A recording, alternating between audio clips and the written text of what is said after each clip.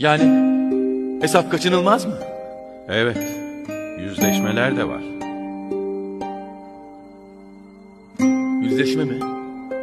Evet, şurada toplanan insanlar seninle yüzleşmek için bekliyorlar. Herkes burada. Yüzleşmesem olmaz mı?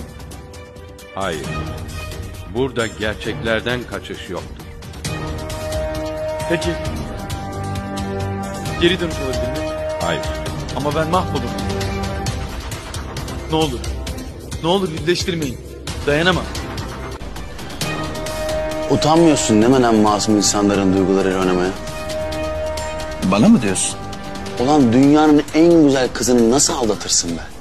Kimsin oğlum sen? Kimsem kimim? Cebinde paran, altında araban olunca her istediğini yapabileceğini mi zannediyorsun?